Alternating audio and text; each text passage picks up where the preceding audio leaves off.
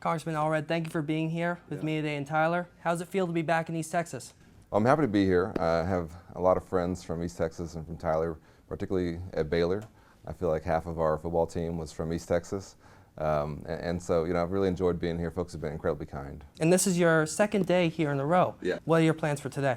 Well, we're going to be going around talking to folks and having an event later on today in Marshall, and looking forward to that. And listen, just trying to get in front of as many people here in East Texas as possible, a place that's near and dear to my heart. Now, of course, one issue that's on the minds of many voters in a lot of elections, especially this one, is the economy. Many families, including those in East Texas, are struggling with the high cost of living, whether it be paying for groceries or rent. What specific initiatives do you believe are critical to improving the economy? Well, this is personal for me. I was raised by a single mom who's a public school teacher, and I don't think we pay our teachers enough. And so I grew up counting every dollar, knowing what it's like to go through that checkout line at the grocery store and maybe have to put something back because you can't afford it that week, or swiping your debit card and saying a little prayer and hoping it goes through. And so this has always been one of my top priorities in Congress. And what I've tried to do is find areas where I can control costs and lower costs for folks. And I'm really proud that we capped the cost of insulin at $35 a month for seniors on Medicare. We wanted to do that for everyone, but unfortunately, Senator Cruz and others opposed us and we weren't able to get that done. I've made lowering the cost of child care a real priority because I know how tough that is. My wife and I have a 3- and 5-year-old son, and for a lot of Texans, child care is the straw that breaks the camel's back. And so we want to make sure we control that as well. And so when it comes to housing, we have to have, I think, a plan to increase our supply and also make sure that when we build that supply that it's affordable. That's something I look forward to doing in the Senate. And what is that plan, if you don't mind me asking, regarding housing? Well, to me, we're going to have to work out the details of it. But we know we have fundamentally a supply issue, which means that we need to build more housing. And the housing that we build has to be affordable and connected.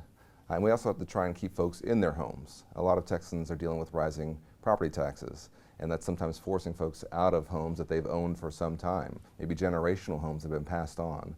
And so you have to come at it from both directions. But this is something I think should be bipartisan, something that should have a lot of interest, and I think we can get done. You've called for Congress to implement smart fiscal policy to bring down inflation. What exactly does that entail? Well, to me, this is just about making sure that the investments that we make are investments that are bringing back more than what we're putting in, that we're putting our priorities in the right place, and generating economic activity, but not doing it in a way that's wasteful.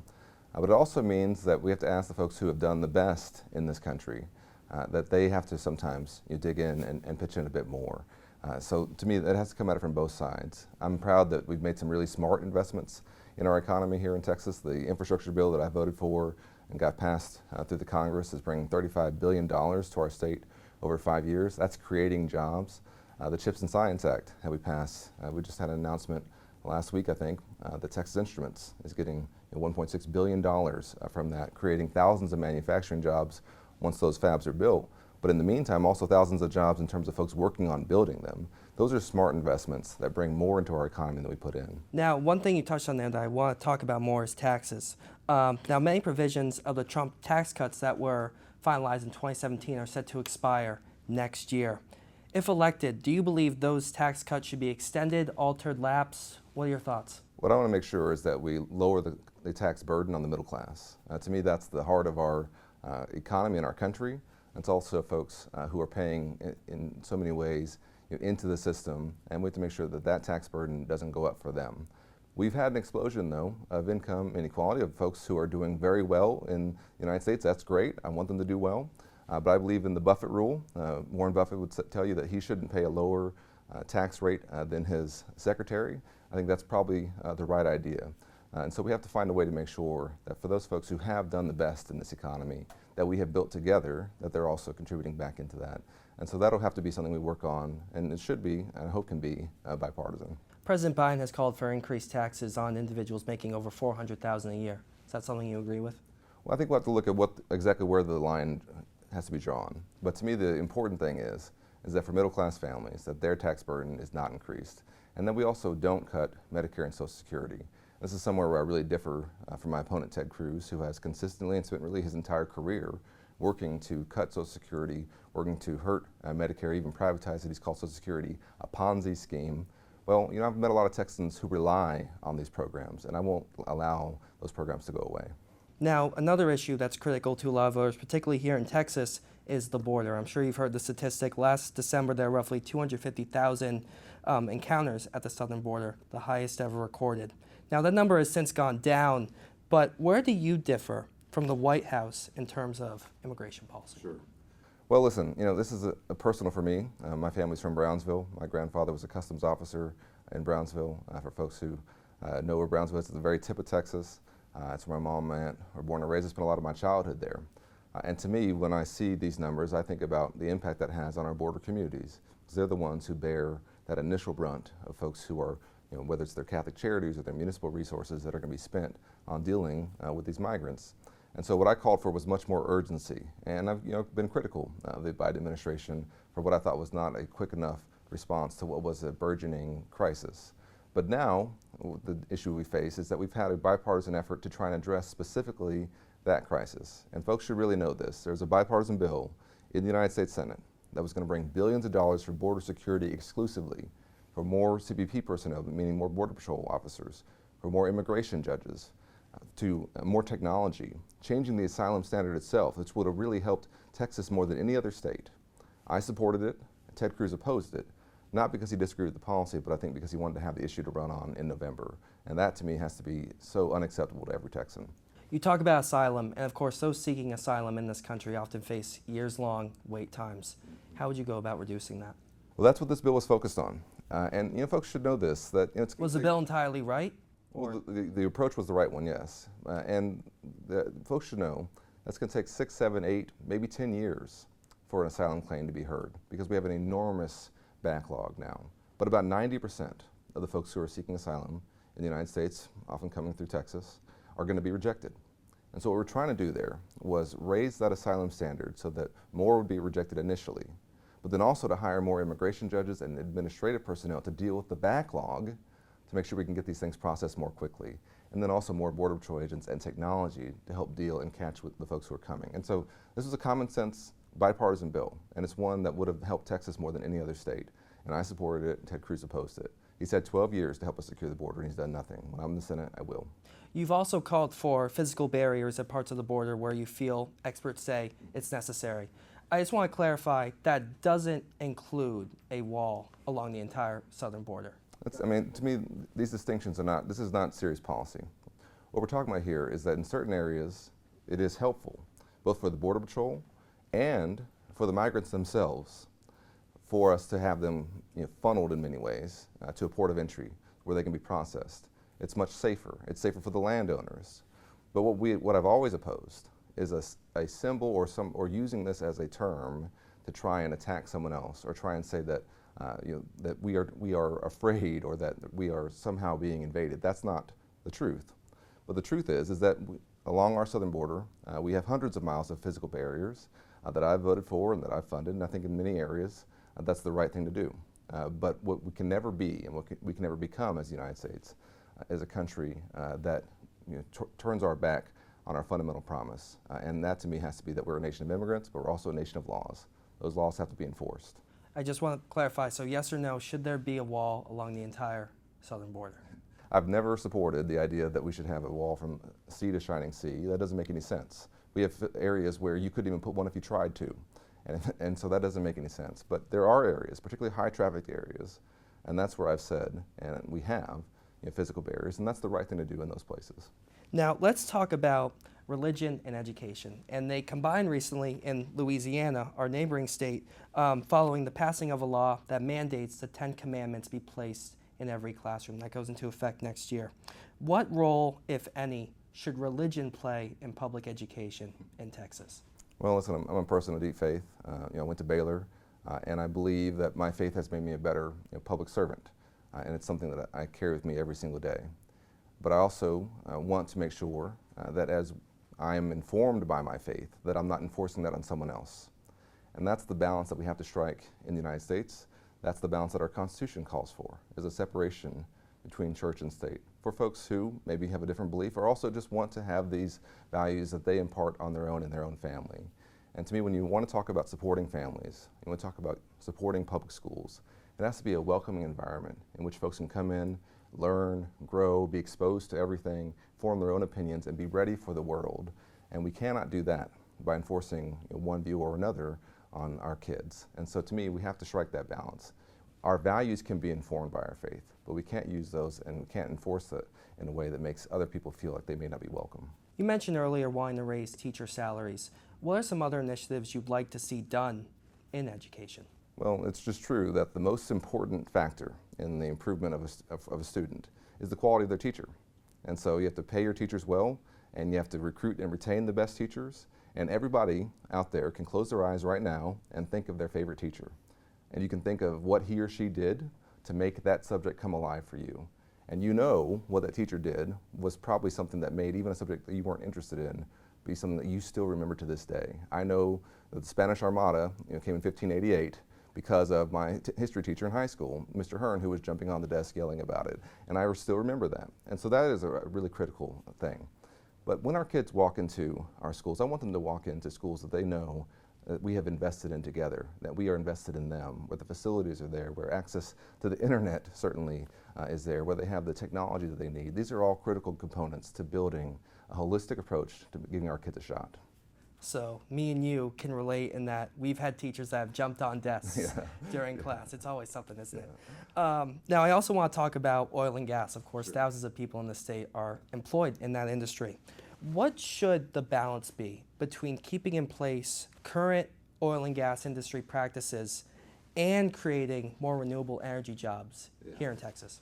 Well, we have to do both, and our energy demands are actually growing. Every single day we're going to set, this summer, we're setting a record in terms of the energy output that is needed to keep the lights on here in Texas. All around the world is looking to us to help provide them with the energy they need. And LNG has played a critically important role in that, particularly when you look at trying to get our European allies weaned off of Russian gas. And so we have to grow our energy economy overall. We're number one in oil and gas. We will remain that when I'm in the Senate. We're also number one in wind. We're also number one in solar. We're an energy state, and that's creating jobs. And so to me, as we add, as our mix continues to change and develop over time, that we have to make sure we're adding jobs. Part of that is the investments that I voted for, like in the infrastructure bill, that's bringing a hydrogen hub to Houston. It's going to help us be the future, basically, of hydrogen production. That's going to create thousands of jobs and will help us lead into the future as well. That's a bill that I voted for, that Ted Cruz voted against. These are important investments, not just about what's happening right now, but what's around the corner and what's coming next. Would you want to prioritize one over the other, or it's mainly just about bringing jobs? It's an all-of-the-above approach, and it has to be. For us, oil and gas is critically important. It's going to remain critically important. But that doesn't mean that we shouldn't continue to invest in solar and wind, which are also becoming so competitive that in many cases they're outcompeting in certain areas in terms of providing us with power. And then also the next steps of hydrogen, of nuclear. These are areas where we can continue to lead. So to me, Texas is an energy state. We always will be. We've led the world. We have to continue to do that. But it has to be something that's based on what's going to be around the corner, and have to have a leader who understands that. Now, similar to oil and gas, agriculture is a big industry in East Texas and across the state. What specific improvements, what would you like to see done for farmers if elected to the Senate? Well, this is really important, and I'm very concerned about the age of our farmers and about the fact that many folks feel like they cannot follow in the footsteps of the farmers who've gone before them, and that we may, in some cases, have folks aging out, and then we see these farms being purchased as part of these conglomerates. And I want to see the family farm maintained. And so to me, that has to be, we have to make the investments to keep the costs and the initial burden of becoming a farmer, we have to keep that cost low, but then also keep it as a productive and viable option. And one of the issues that we have here in Texas is with water and access to water. Depending on where you are in the state, you could be dealing with severe drought. If you're in the Panhandle, you could be dealing with the Ogallala Aquifer being drawn down on, and maybe looking at a future in which we'll have less water for that. So we have to have efficiency as well. And to me, this is something that we can do. We can learn from the best practices around the world and around the country in terms of how we can better use the water resources that we have and make sure that what we have going forward is enough to support our agricultural economy. How do you keep those costs lower for farmers? Well, a lot of it comes into equipment. A lot of it comes into the cost of the sort of initial barrier to entry. And that's something that what I hear and see is something that holds back a lot of young people getting into farming. We also have to have the workforce, and this is, I think, something that we don't talk about enough, is that when it comes to our farmers, in many cases they're having a hard time finding the workforce they need, and so that has to be addressed, and we have to make sure we do it in a way where the costs remain low enough that it's not so insurmountable that you can't get into having a successful farm. Once it's up and running, that's one thing, but it's the hard part is often taking over a farm or getting over that initial hurdle. Now, infrastructure is also a big topic. Are there any specific infrastructure projects here in East Texas you'd like to see done if elected to the Senate? Well, I'm really happy that so much of what we did in the infrastructure bill is showing up here in East Texas. Millions of dollars showing up here. The I-20 expansion project that's showing up here, funded by the bipartisan infrastructure bill that I voted for and that Ted Cruz voted against. And we have to talk about this because we're one of the most rapidly growing states in the country. And we have real infrastructure needs where we have to invest in the future of our roads and bridges, of our ports, of our airports, of our electrical systems, of our water systems, as I just said. These are all critical for us because this growth and this burgeoning economy that we, of course, continue to have, it also has to come with the infrastructure alongside it to make sure it can continue to work.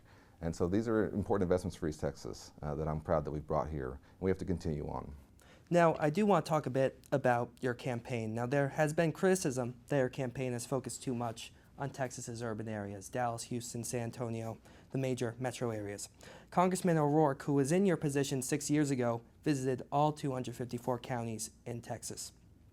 What would you say to rural voters, like those in East Texas, who feel you are putting their concerns aside?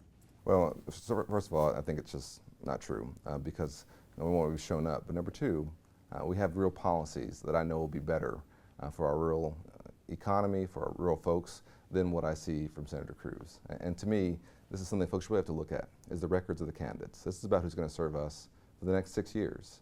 And you can see who's been putting a focus on these important issues. When you talk about supporting vouchers and taking money out of our public education system, which Ted Cruz has consistently supported, well, it's our rural parts of Texas in many ways that will be most impacted by that. Areas that already are facing teacher shortages. We have a rash of hospital closures in rural Texas, in which hospitals are closing because the model doesn't work when you have so many folks who are uninsured or underinsured, and you can't keep a hospital running, and then you have huge healthcare deserts in the rural parts of our state. That's something that I will make sure that we try and reverse, whereas Ted Cruz wants to make it actually worse with his policies of taking healthcare away from folks. And of course, that's before you get to our infrastructure investments and all the other things. But to me, this is part of why I'm here, is to make sure that folks here in East Texas know how much this matters to me, that I've spent my life focused on our state, and I'll try and do that and continue to do that in the Senate. You mentioned school vouchers, and it seemed to me that you were against them. Why is that? Well, I'm a product of public education from pre-K through graduation. My mom taught for 27 years in Texas public schools. My aunt taught for 25 years. My grandmother taught in Brownsville. I believe in public education. And I believe that you cannot improve public education by taking money out of the system, particularly one that is already underfunded. That's just going to make and exacerbate some of the problems that we already have. We should be putting more effort into supporting our public education system, not taking money out. Let's talk about foreign policy. Sure. What, in your view, is the biggest foreign policy threat facing America, and what would you do if elected senator to solve it? Well, there's multiple threats, but to me it revolves around an axis of autocratic states who are threatening democratic states or threatening their neighbors. That's largely revolves around China and Russia, but you have to throw in there Iran and North Korea as well, and they're all working in conjunction with one another, and they're all supporting each other's economies and their militaries in many ways. And so we have to be strong enough to deter them, but also use our unique ability as the United States of America to convene the world to stand up to them. And that's something that I think we have had some success with, both in terms of with NATO, but also regionally in the Pacific region, standing up to China, where you see us now forming really strong relationships with our Asian allies and some countries that have not been allies to stand up to an increasingly aggressive China. And so this is something that we have to continue to do. I was a voting rights lawyer before I ran for Congress. I believe in democracy at home and democracy abroad.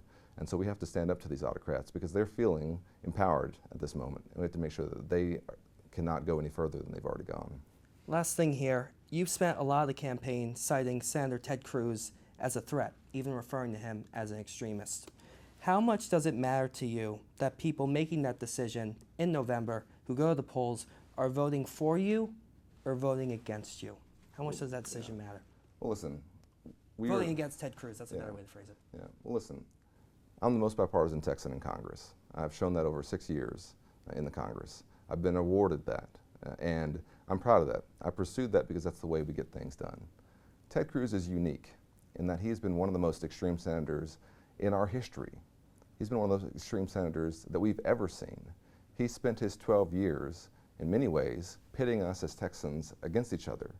In my opinion, he has almost no interest in the actual function of his job, which is legislative. And so I want folks to know who I am, that I was raised by a single mom in Dallas, that it was a big deal for us. I got a scholarship to play football at Baylor. I played in the NFL. I've served in Congress in a way that shows it's possible to bring folks together. But I also want them to know who my opponent is. This is a job interview, and Texans have to look at this and say, who do you want to hire until 2030? That's what we're looking at. Who is best positioned to help us move into the next 6 years and really the next decades of Texas' future? Somebody who we've seen for 12 years, I think has been incredibly divisive, or somebody who will appeal to our better angels and bring us together. That's what I want to bring to us in the Senate. Well, Congressman, that's all I got. Okay. Thank you for taking that time to speak with us. Thanks, appreciate it.